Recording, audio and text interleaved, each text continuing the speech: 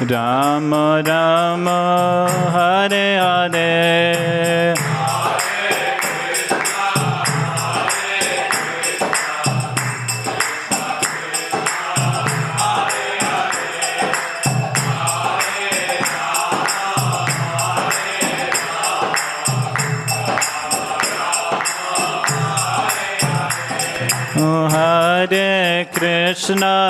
Hare Krishna, Krishna Krishna, Hare Hare, Hare Rama, Rama Rama, Hare Hare.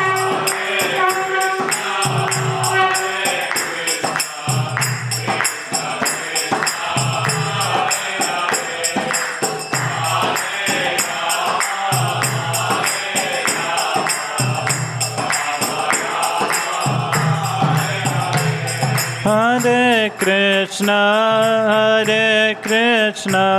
Krishna Krishna, Hare Hare, Hare Rama, Rama Rama, Hare Hare.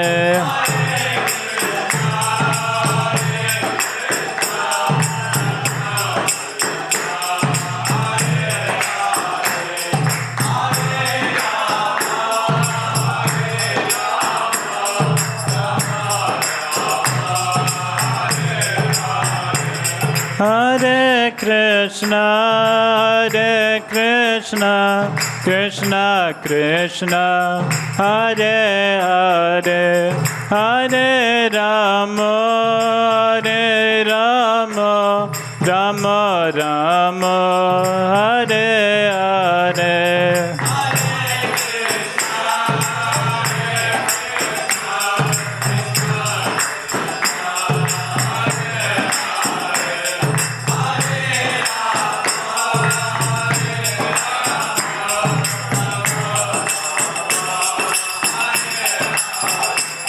Hare Krishna, Krishna Krishna, Hare Hare, Hare Ram, Ram Ram, Hare Hare.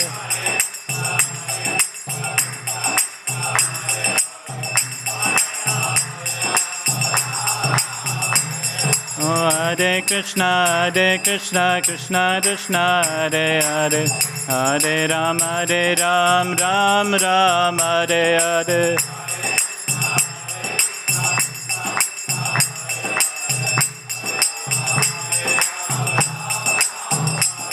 Hare Krishna, Krishna Krishna, Hare Hare, Hare Ram, Ram Ram, Hare Hare.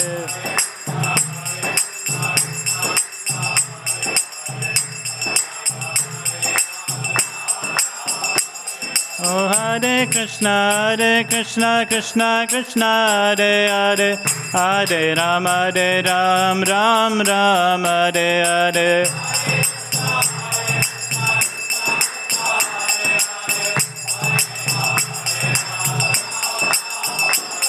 Hare Krishna, Krishna, Hare Hare, Hare Ram, Ram Ram, Hare Hare.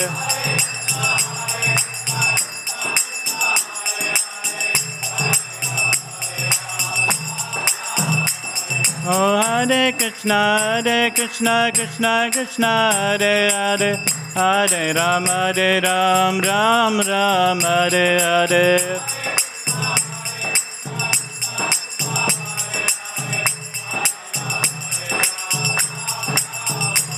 Hare Krishna, Krishna, Hare Hare, Hare Ram, Ram Ram, Hare Hare.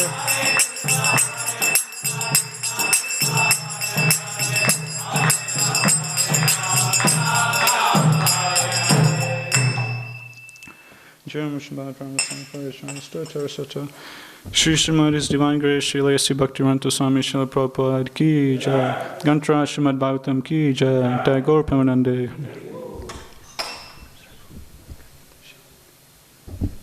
Om Namo Bhagavate Vasudevaya. Om Namo Bhagavate Vasudevaya. Om Namo Bhagavate Vasudevaya.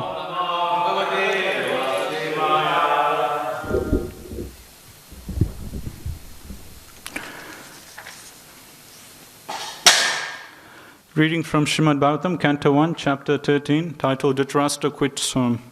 Text number 16. Yudhishthiro labdha rajyo. Yudhishthiro labdha rajyo. Dristva pautram kulandharam. Dristva pautram kulandharam. Bhratribir lokapalabir. Bhatribir lokapalabir. Mumude paraya shriya. Mumude paraya shriya. Yudhishthiro labdha rajyo. Dristva pautram kulandharam. Bhratribir lokapalabir. Mumude paraya shriya. Yudhishthiro labdha rajyo. Dristva pautram kulandharam. Bhratribir lokapalabir. Mumude paraya shriya.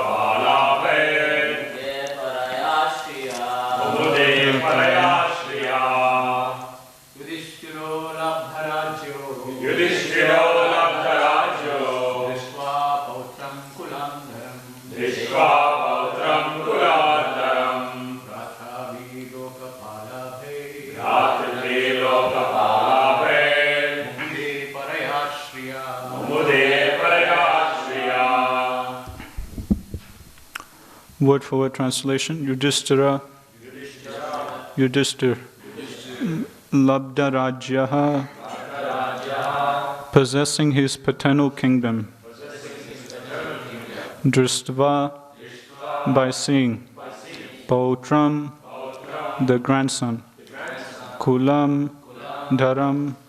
Just suitable for the dynasty. Bhratribihi. By the brothers. Lokapalabhe. Who were all expert administrators. Mumude. Enjoyed life. Paraya. Uncommon. Shriya. Opulence. Translation and purport by His Divine Grace, Srila A.C. Bhaktivedanta Swami Srila Prabhupada Ki Jai. Translation. Having won his kingdom and observed the birth of one grandson, competent to continue the noble tradition of his family, Maharaj Yudhishthira reigned peacefully and enjoyed uncommon opulence in cooperation with his younger brothers, who were all expert administrators to the common people. Purport. Both Maharaj Yudhishthira and Arjuna were unhappy from the beginning of the battle of Kurukshetra, but even though they were unwilling to kill their own men in the fight, it had to be done as a matter of duty, for it was planned by the supreme will of Lord Shri Krishna. After the battle, Maharaj Yudhishthira was unhappy over such mass killings. Practically, there was none to continue the Kuru dynasty after them. The Pandavas Practically there was none to continue the Kuru dynasty after them, the Pandavas. The only remaining hope was the child in the womb of his daughter-in-law, Uttara. And he was also attacked by Aswatthama, but by the grace of the Lord, the child was saved. So after the settlement of all disturbing conditions and re-establishment of the peaceful order of the state, and after seeing the surviving child, Parikshit, well satisfied, Maharaj Yudhishthira felt some relief as a human being, although he had very little attraction for material happiness, which is always illusory and temporary. Om Jnana Timirandasya Jnananjana Salakaya Chaksurmanitam Yena Tasmai Shri Gurave Namaha Shri Chaitanya Manobhistam Stapitam Yena Bhutale Swayam Rupa Kadamayam Dadati Swapadantikam Vandeham Shri Guru Shri Uta Padakamalam Shri Gurun Vaishnavamscha Shri Rupam Sagrajatam Sahagana Raghunatam Vitam Tam Sajivam Sadvaitam Savadutam Parijana Sahitam Krishna Chaitanya Devam Shri Radha Krishna Padan Sahagana Lalita Shri Vishakan Vitamscha He Krishna Karuna Sindhu Dina Bandhu Jagatpate Gopesha Gopika Kanta Radha Kanta Namostute Tapta Kanchana Gaurange Radhe Vrinda Vineshwari Vrisabhanu Sute Devi Pranamani Haripriya Vancha Kalpaturu Bestra Kripa Sindhu Bhevacha Patitanam Pavanebhyo Vaishnavebhyo Namo Namaha Shri Krishna Chaitanya Prabhu Nityananda Shri Advaita Gadadhara Shivasari Gaura Bhakta Vrinda Hare Krishna Krishna Krishna Hare Hare Hare Rama Rama Rama Hare Hare.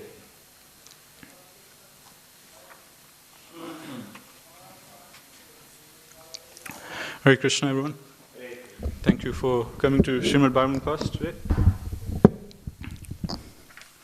So we've started this new chapter over the past, I think, 2 weeks. Dhritarashtra quits home. So in this chapter we're seeing the scene how after the battle of Kurukshetra, after the birth of Emperor Parikshit, we see how Vidura, he returns back to Hastinapur. And we see how with such great love and affection the Pandavas, they receive Vidura, who is so dear to them on so many occasions. Vidura, he was helping the Pandavas. Because right from their childhood, the Kauravas were always planning how to, take out the Pandavas so they could become, the next kings, the rulers. And we also heard the whole history of Vidura, about how Vidura is no ordinary personality. He's actually none other than Yamaraj, who's one of the 12 Mahajans. And we heard the story of how Yamaraj took birth in this earthly kingdom from the womb of a Sudra. And we also heard how Vidura, he took birth. And now in today's verse, purport, I'll just read the translation again. Having won his kingdom and observed the birth of one grandson competent to continue the noble tradition of his family, Maharaj Yudhishthira reigned peacefully and enjoyed uncommon opulence in cooperation with his younger brothers, who were all expert administrators to the common people. In today's verse, the Bhagavatam, it zooms in on Maharaj Yudhishthira. So most of the verses on this chapter, Bhagavatam or Sutta Goswami was focusing on Vidura. So we were discussing a lot about the background of Vidura, about his qualities, what we can learn from him. And today's verse, it's focusing on Maharaj Yudhishthira. So it's mentioned, like Prabhupada writes in his purport, like the Pandavas, Maharaj Yudhishthira especially, they had to go through so many difficulties, so many hardships. And now, finally, after the battle of Kurukshetra is finished, and now that finally Maharaj Yudhishthira, he has a competent grandson who will take over the kingdom after he leaves. Now he's peaceful, now he's satisfied. And now he can rest in peace. And now it's mentioned that along with his younger brothers, in cooperation with his younger brothers, now he is enjoying the kingdom with uncommon opulence. So finally now they can relax after going through so much hardship in their life. So in Prabhupada's purport, first thing Prabhupada writes today is that both Maharaj Yudhishthira and Arjuna, they were actually both unhappy right from the beginning of the battle. And even though they were unwilling to fight, they did so as a matter of duty because Krishna desired it. So the first thing we can discuss is why Maharaj Yudhishthira and why Arjuna were unhappy. Because as we hear, from Bhagavad Gita, Prabhupada explains that the Kauravas, they did, the 6 types of aggressions, poisoning one, trying to kill one with deadly weapons, stealing one's wife, stealing one's possessions, taking over one's land. So all 6 types of aggressions, the Kauravas, they did to the Pandavas.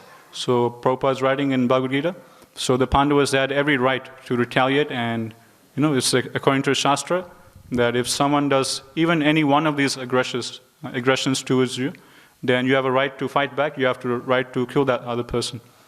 So if someone is stealing your wealth, or kidnapping one's wife, setting fire to your house, then you have a right to retaliate, and you won't get any sinful reactions. So that's according to Shastra. And the Kauravas, not only one, but they did all 6 towards the Pandavas. But the Pandavas, they were so tolerant that they just tolerated everything. And they didn't retaliate back until finally Krishna asked them to fight back.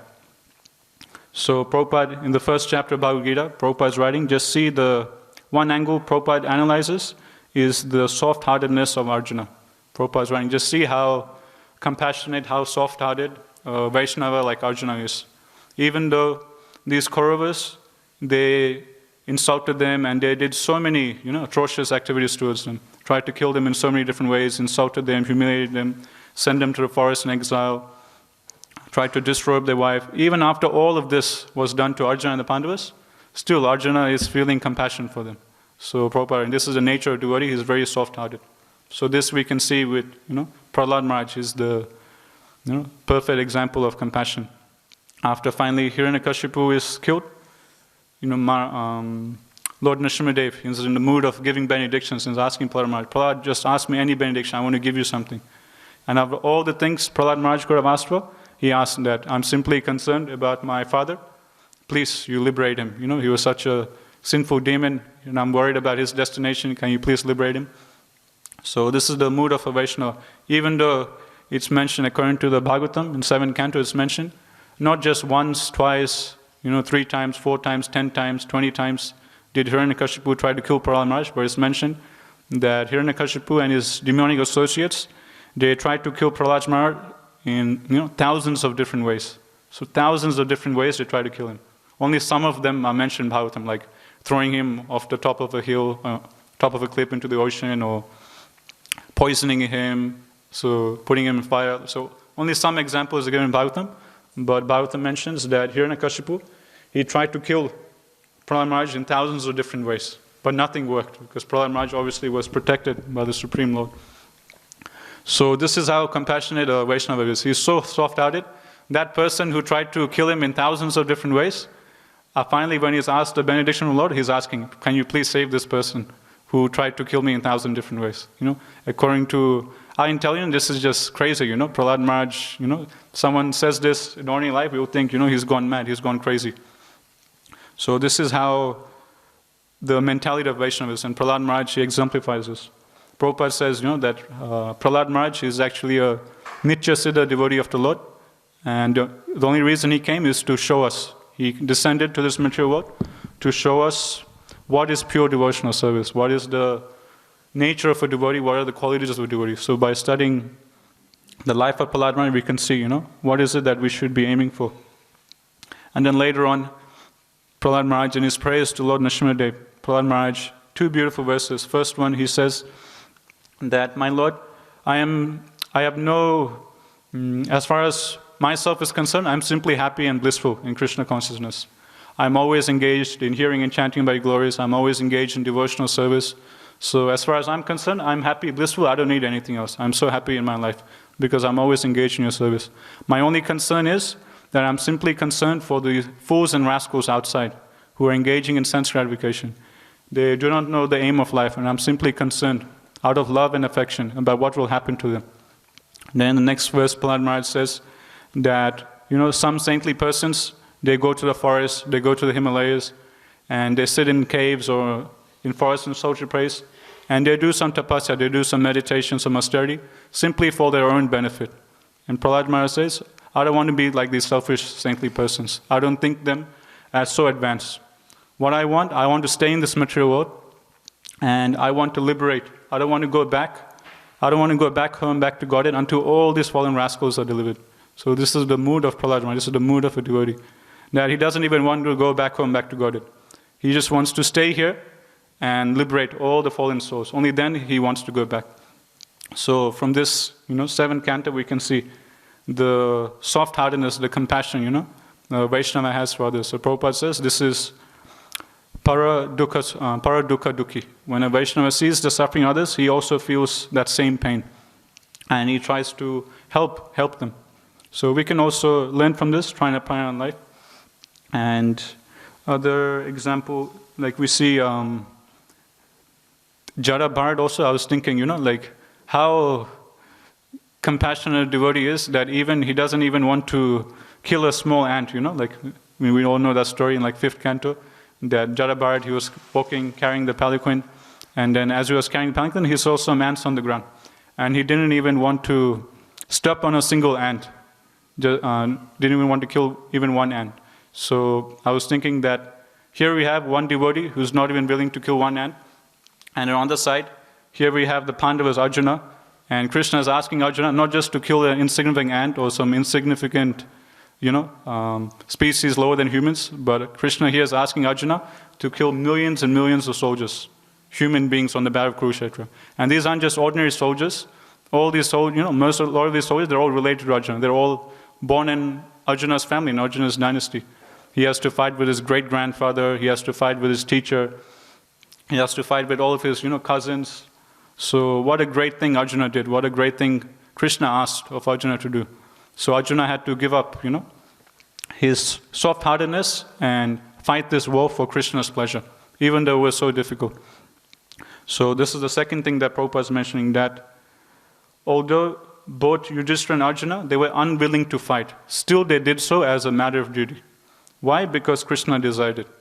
So many times in our devotional life, 2 possibilities might come up. First thing is, we might be given a service that is very difficult and we don't like so much, which is against our nature, and it's very hard for us to do. And here we're saying, this is the example of Yudhishthira and Arjuna. It's mentioned, Prabhupada's writing, right from the start of the battle. Both Yudhishthira and Arjuna, they were both very unhappy, right from the start of the battle. But still they did as a matter of duty. Second scenario is, we do a service which we like, but while we're doing the service, many obstacles and impediments come up. And these impediments, obstacles, they're very hard to overcome. And they, push down our enthusiasm. So in both cases, according to Shastra, we should tolerate and we should continue. We should be determined. And that's what we're learning from the Pandavas. Just like, we see this basic principles in Bhagavad Gita, 1st chapter, 2nd chapter. 1st chapter, Arjuna is putting forward different reasons why he doesn't want to fight. How can I kill all my friends, family, cousins? So Arjuna is putting forward one argument of compassion. He has compassion for his family men. But how does Krishna respond? Krishna says, Kutastva kasmalidam visame samupastridam anarya justamasvagam akritim karam Arjuna. So Krishna is immediately putting down Arjuna's compassion. And Prabhupada writes in his purports that compassion for the dress of a drowning man is senseless. So this is one angle Prabhupada is analyzing was the soft-heartedness of a devotee. But mainly Prabhupada in his purports, he analyzes it from the angle that Arjuna's compassion is mature compassion. It's not compassion based on being in line with Shastra and Guru, Sadhu and Krishna. Because here Krishna is saying to kill, then what is the value of your compassion? Whatever Krishna says, that's the ultimate truth. Whatever Krishna says, that's the ultimate right. So in this way, Krishna is putting down Arjuna's so-called compassion. And then Krishna explains, knowledge of the body and the soul. Natu evam jatunasam, natum nema janadipa, nacheva bhavishyama savivayataparam, dehinusmin yatare. Like that, Krishna explains how, you shouldn't think that once you kill your family men, that's it, they're gone, and they cease to exist. No, actually everyone is a soul. We're all eternal spiritual beings. And just like how in this life, you're changing bodies from boyhood to youth to old age. Similarly, after you kill Bhishmadev, after you kill Dronacharya, they'll just give up their old body and get a brand new body, and they'll enjoy. So what's the cause of lamentation, Actually, It's a cause of joy, because after you kill them, Bhishma Dev will finally get rid of his old body, Dronacharya will get rid of his old body, and they'll get brand new body, in some higher planets, in some higher destination. So actually, instead of lamenting Arjuna, you should be happy to fight. So in this way, Krishna challenges Arjuna. But then Arjuna is thinking, okay, I understand that, we're all souls, we're not the body. After I kill Bhishma Dev, it's not that he's finished. His soul will just go to some high destination and he'll enjoy there in the heavenly planets or in the spiritual world. I understand this, but still, Krishna, I will miss the Sangha. I will miss the Sangha of my great-grandfather. I will miss the Sangha of my teacher. I will miss the Sangha of, all my cousins. Still, even though I understand what you're saying, still, I'll feel the pain of the loss of such great personalities. Then how does Krishna respond? Krishna says, Matras pasas tu konteya, sitosana sukha dukkha gama payino nityas tamtis diksasa bharata. So then Krishna says, just tolerate. So, and that's what we're hearing today in today's purport. So although sometimes in our devotional life, we might be asked to do some service, which is very difficult. Although we know, okay, this is what Guru wants, this is what Krishna wants, this service is needed. But still, while we're doing, it's very difficult and it's hard for us to do. Still, we should do it as a matter of duty, tolerating all inconveniences. And that's what Krishna is telling Arjuna. Tam stitiksosa bharata, just tolerate. And this verse is very nice. Krishna addresses Arjuna with two different names. Firstly, he says, Matras pasas tu Konteya. First, he addresses him as Konteya, as the son of Kunti. And then the last line, Krishna says, Tam stitiksosa bharata, O son of Bharata, O descendant of Bharata. So in the purport, Prabhupada explains that Krishna is inciting Arjuna's, Kshatriya spirit, because Arjuna is coming from such a great heritage. Krishna is telling, just look at your great heritage, Arjuna. You are the son of Mother Kunti, from your mother's side, you're coming from such great background, such great heritage. And from your father's side, you're the descendant of Maharaj Bharat. So you're coming in such a great dynasty. And so if you act like a coward and don't fight, then you just cause disgrace to your own family. So be a worthy descendant of Maharaj Bharat, be a worthy descendant coming down from Mother Kunti and fight and be glorious. So in the same way, just as Arjuna's great heritage is that he's the descendant of Bharat Maharaj, similarly we're also, coming down the line of Srila Prabhupada, Srila Bhakti Santa Saraswati Thakur, Srila Bhakti Vinod Thakur. So we should do something worthy that would glorify our Guru Parampara. Prabhupada, he did so much, just single-handedly, literally one-man army. Prabhupada, just by himself, he went alone to America and started the whole Hare Krishna movement. And Prabhupada fulfilled the desire of the previous acharyas and fulfilled the desire of Chaitanya Mahaprabhu and preached Krishna consciousness every town and village all around the world. So our heritage is so good, is so great. Srila Prabhupada is like our grandfather, Srila Bhakti Santa Saraswati Thakur, he is our great-grandfather. So we're coming down in the disciplic succession of the 6 Goswamis of Vrindavan who didn't even sleep at night. They would sometimes they would forget to sleep. They'll be so absorbed in devotional service, so absorbed in chanting Hare Krishna, so absorbed in writing these books for, the coming ages, that they would just go a couple of days without even sleeping and eating until someone will come and remind them, Hare Krishna Prabhuji, Hare Krishna Maharaj, you haven't eaten or slept in the past 3 days, maybe you should take rest. And they're like, oh really? Oh really, it's already Friday? Oh okay, I haven't eaten for the last 3 days. Okay, maybe I should take a little milk and take a nap. And they'll sleep 1 hour and then wake up again, then again continue the service. So this is, the Guru Parampara we're coming in. So we should do something befitting, our great heritage. We shouldn't, just like Krishna is telling Arjuna, don't be a coward, Do something that would glorify your dynasty, If you retreat from the battlefield, go back, you'll cause disgrace to your dynasty of Bharat Maharaj, you'll cause disgrace to your mother's family. So in the same way, we can take this upon ourselves that we should do devotional service nicely, we should do something with our life that would glorify Prabhupada, that would glorify ISKCON, that would glorify our Guru Parampara, and spread Krishna's glory, spread the glories of Chaitanya Mahaprabhu, spread the glories of the 6 Goswamis. And this principle is very important of tolerance, because not everything will go hunky-dory in our spiritual life. Like I was saying, first scenario is we'll be giving a service that we don't like with the Pandavas. Arjuna, Yudhishthira, they don't want to fight and kill their family men. But still they do it as a matter of duty, for Krishna's pleasure. Second scenario, while we're doing service, although it might be a service we like, many impediments and obstacles will come. Like, we like preaching, we go out to preach, or we go out to distribute books, but many impediments will come. It will be raining outside, very cold. You meet some people who are unfavorable, who insult you. So like this, many impediments come. When this impediment comes, we should just tolerate. Be very steady and continue on with determination. And that's what we see through the lives of all great devotees, like Prabhupada, He went single-handedly to America, and for the first, pretty much for one whole year, he had very little success in America. He was preaching, doing programs, but not many results would come. But Prabhupada was still determined. Prabhupada, first time he's coming, to America, and he's never experienced snow. In India it doesn't snow, so he's never experienced such cold, harsh weather. But Prabhupada tolerates the weather of America. He tolerates the drunkards, the drug addicted people who are coming for his classes. Even Prabhupada, while he was in America, first day he was typing, writing manuscripts, translating Bhagavad Gita, Bhagavatam.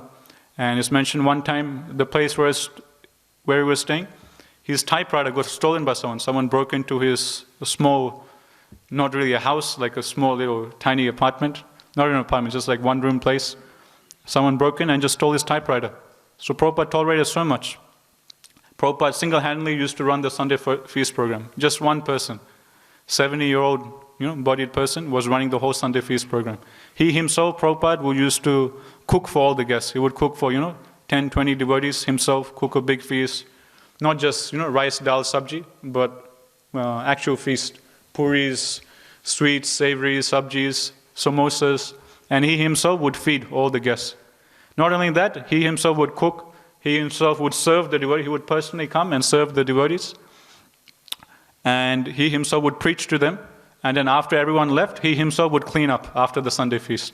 He would clean up the whole house where he was staying, and he himself would wash all the pots. Until one day, finally, Krishna gave from the heart of one of the persons coming that maybe actually we should help Swamiji, he's very old, he's like 70 years old, and he's cooking and he's cleaning, he's doing everything for us. Maybe we should assist him, maybe we should help him in the cooking. So Krishna finally gives one of them a little intelligence, and then they offer to help Prabhupada. Then they used to come and assist Prabhupada in cooking. Then they used to also learn. And then devotees slowly, that way Prabhupada started the movement. So single-handedly Prabhupada was doing so much. And he tolerated, It's not easy, Just for us, in 25-year-old body or 30-year-old body, if we had to run a whole Sunday feast ourselves for others, we have to go through so much hardship. We'd be like, this is so austere. Why do we have to do this? But Prabhupada was doing all this at the age of 70. Imagine that, having a 70-year-old body. How much pain and hardship Prabhupada tolerated, simply for the sake of making devotees. So in this way, we see through a light of great devotees that even though we might be engaged in some service that we like, still in that service, Krishna, mature nature, will throw up many, many difficult impediments, obstacles. But we should be tolerant and continue on with determination.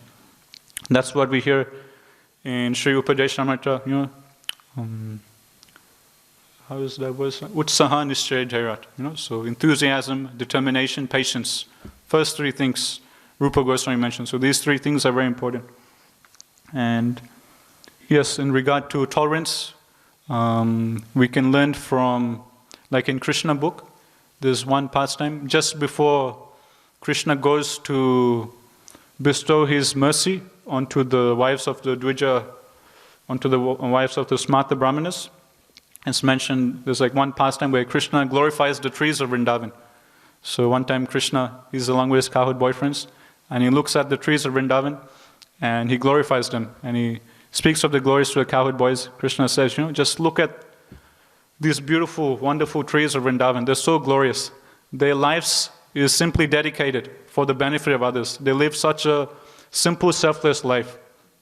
Krishna says that these trees, they're tolerating the heat, they're tolerating the cold, they're tolerating the wind, the harsh sunshine, the great winds. They're tolerating so much, and they're giving shelter to all living entities from this harsh weather. Their life is simply meant to benefit others. The trees are giving their roots, to eating, the roots for medicine, they're giving their tree bark, they're giving the leaves, their branches, they're giving shade. So many different ways, fruits, flowers, medicine, so many different ways, these trees, they're serving the residents all of Vrindavan. And in return, they don't want anything. They're just completely selfless. So from this we can learn, how we should be like a tree. Chaitanya Mahaprabhu also discusses this in Chaitanya Charitamrita, how although someone might come and abuse the tree, someone might come and chop down different branches of the tree, urinate on the tree, pass stool underneath the tree, start chopping down the tree, do all sorts of abuses to the tree. But what does the tree do? Does the tree get one of its branches and smack the guy on the head? No, he just tolerates, he doesn't do anything. Instead, what does the tree do? It brings his branch down and offers that same person a flower. It comes down and offers that same person a fruit. So Prabhupada writes, Chaitanya Mahaprabhu explains, this is the nature of Vaishnava. Even though others might come and abuse him, still a Vaishnava, he still holds his character. He never comes out of his position of helping or benefiting other devotees, helping or benefiting other living entities. That same person who's abusing him, doing hard things, causing him so much trouble, to that same person, that Vaishnava will come and serve, just like the tree. That same person who's coming and urinating under the tree or passing stool under the tree, to that same person, the tree will come down and offer him a fruit or flower. So this is what we see with Prahlad Maharaj. That same person who tried to kill him 1,000 different ways, that same person, Prahlad Maharaj is asking benediction for. Lord Nrsimhadev, please deliver my father. So this is the nature of Vaishnava. Although it seems, very far off level, very out there, how can we ever come to that position? But by practicing devotional service sincerely and, by praying to Shri Shri Radha Gopinath, we can also, come to that stage one day. We just have to slowly, with small steps, we can also come there. So that's the first point I want to discuss about the soft-heartedness or the compassion of a devotee. And second thing was the compassion that a person has, a Vaishnava has. So the first thing was we talked about compassion, how a Vaishnava is soft-hearted. Second thing we talked about is how although sometimes we have to do some service which is hard or difficult, we should still do it as a matter of duty. Because Krishna wants it, we should still go ahead and do it. So duty consciousness is very important. The third thing is that we should be careful about where our compassion is placed. So if our compassion should be in line with Guru, Sadhu and Shastra. If our compassion is not in line with Guru's desires, if our compassion is not in line with what the Shastras say, if the compassion is not in line with Krishna's desire, then that compassion will just simply create trouble. It will create trouble for us and it will create trouble for others. So 2 examples of this is, first we can see Sobari Muni. In 10th canto, his story is discussed, how Sobari Muni, he was doing tapasya underneath Yamuna, in the waters of Yamuna. He was doing tapasya and he saw Garuda. Garuda, he has the body, of like an eagle. So his natural fruit is, to eat, fish. So that's why Garuda came across Yamuna and he saw some fish and he started picking out fish to eat. And when Sobari Muni, he sees this, he chastises Garuda. He tells Garuda, what are you doing? Why are you killing these innocent fish? Please don't come here and eat the fish, go somewhere else. Like this Sobari Muni, he instructs Garuda. Then Prabhupada writes in Krishna book that Garuda was thinking, okay, Sobari Muni doesn't want me to kill all this fish. So Prabhupada writes, instead of eating many small fish, Garuda just carries off one big fish, which is the leader of all the other fishes. So Garuda just picks one big guy and takes him up. And Sobari Muni, when he sees, he immediately becomes angry. And he curses Garuda that if, again, one more time you come to this lake in Yamuna, then, you'll be finished, you'll die, you'll give up your body. So in this way, Sobari Muni, he curses Garuda. So the Acharyas explained that in this way, actually Sobari Muni, he committed a great Vaishnava aparadh. Because Garuda is no ordinary personality. He is actually the personal associate of Krishna, personal associate of Narayan. So Sobri Muni had no right. First offense, the Acharyas say, Sobri Muni's first offense was he instructed a greater personality. So if someone is senior to us in devotional standing, we should never instruct them. Never say, hey, Prabhu, you should do things like this. Prabhu, you should do like that. We should never instruct them. It's actually like an offense. And second thing, if we see them doing something wrong, then we can always tell their authorities or tell someone who's on equal level with them. But we ourselves should never have the audacity to talk to them. So this was Sobri Muni's first offense, that he had the audacity to instruct a greater person than him. Second is that he got in the way of another Vaishnava's activities. So for Garuda, his natural food is fish. So when Garuda is coming to take his prasad, this Sobri Muni is blocking him. Just like, say you're very hungry, you're about to take your lunch, and someone comes and steals your lunch. How would you feel? You'll be like offended, All day you've been fasting, and finally it's about to take prasad, someone just steals your prasad. You'll be upset. So in the same way, for Garuda, fish is his natural food. And he's coming to take his prasad, he's coming to have lunch, and this Sobri Muni is just, telling him, go away, no, you can't take. So this was his second offense. And obviously he cursed such a great devotee. So in this way, Sobri Muni, he committed such a great Vaishnava part. And because of that, as a reaction, it's mentioned he fell down from his yogic position. And then later on, by just by seeing two fish copulating, he gave up his meditation and he went out, he married some princesses. And then, it's mentioned for a long time, he was just engaged in sense gratification. Then later on, he comes to his senses again due to his past activities. And then him, along with all of his wives, they perfect themselves, go back to spiritual world. But one important point that I wanted to highlight was the Acharyas say that Sobri Muni's compassion was misplaced. And because his compassion wasn't in line with Guru, Sadhu and Shastra, it created trouble. So this is what happens. This is what the Acharyas explain, that when we do something which is against Shastra, when we do something which is against Guru, the Sadhus, against Krishna, then it would simply create trouble. Trouble for us and trouble for others. So although Sobri Muni was thinking, I'm doing something good, I'm protecting the fish in this lake. But what was the end result? He created trouble for himself. He himself fell down from his yogic position. And secondly, he just created more trouble for the fish, because after Garuda left, being cursed that he can't come to this lake, what happened next? Then Kalya took shelter of that same lake, because Kalya knew Garuda can't come here, because Garuda has been cursed. So then Kalya entered that same lake, and then Kalya poisoned that entire lake. And that same fish that Sobri Muni was trying to protect, those same fish all died due to Kalya's poison.